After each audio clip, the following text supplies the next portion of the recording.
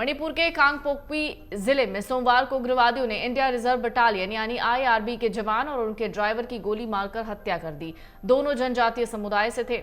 अधिकारियों ने बताया दोनों एक वाहन में यात्रा कर रहे थे जब उग्रवादियों ने हर ओथिल और कोबशा गांव के बीच घात लगाकर हमला किया।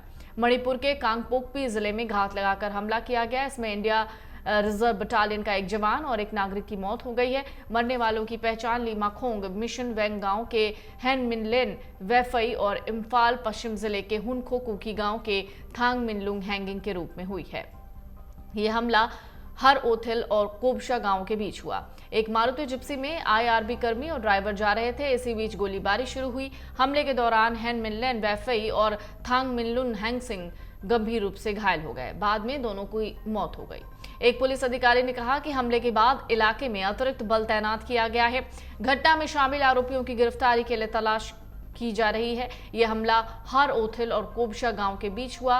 मारुति जिप्सी में दरअसल आईआरबी का कर्मी और ड्राइवर जा रहे थे। इसी बीच गोलीबारी शुरू हो गई थी और आपको बता दें बाद में दोनों की मौत हो गई। एक पुलिस अधिकारी ने दरअसल ये भी बताया कि हमले के बाद से इलाके में अतिरिक्त बल तैनात किए गए हैं ताकि आगे आने वाले समय में कोई बहुत बड़ी घटना ना हो। घटना में शामिल आरोपियों की गिरफ्तारी के लिए तलाश की जा रही है।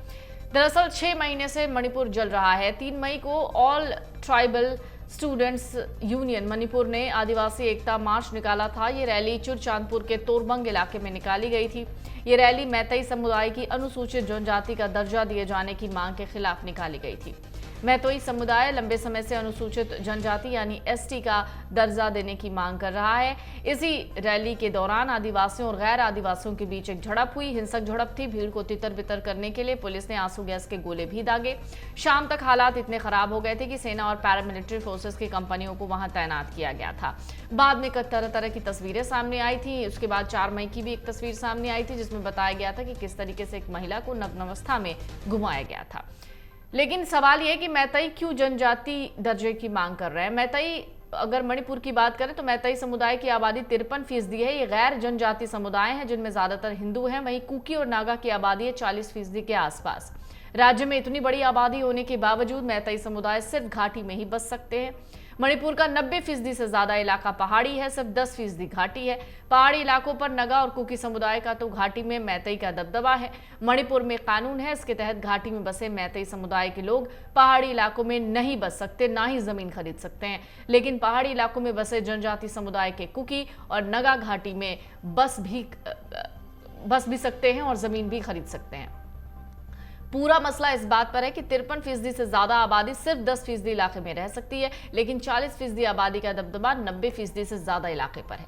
इसी बीच एक दिन पहले खबर ये आई थी कि मणिपुर के इम्फाल अंतर्राष्ट्रीय हवाई अड्डे पर रविवार दोपहर को एक अज्ञात उड़ती हुई वस्तु यानी यूएफओ दिखाई दिया था। इस अज्ञात वस्तु के आसमान में दिखते ही एयरपोर्ट अधिकारी हरकत में आ गया और उड़ानों को तत्काल रोक दिया गया था। अधिकारियों ने यह कहा था कि इस वजह से 2 उड़ानों का मार्ग परिवर्तित किया गया और 3 अन्य ने देरी से उड़ान भरी थी। सेवाएं करीब 3 घंटे तक बाधित रही थी और उसके बाद सामान्य हो पाई थी। अब उस यूएफओ के दिखने के बाद ये घटना जिसमें गोलीबारी हुई और 2 लोगों की मौत, जिसमें एक जवान की भी मौत हो गई और एक नागरिक की भी मौत हो गई। अगर आप ये वीडियो YouTube पर देख रहे हैं तो हमारे चैनल को सब्सक्राइब करें और बेल आइकन को दबाना ना भूलें। अगर आप Facebook पर यह वीडियो देख रहे हैं तो हमारे पेज को लाइक करें।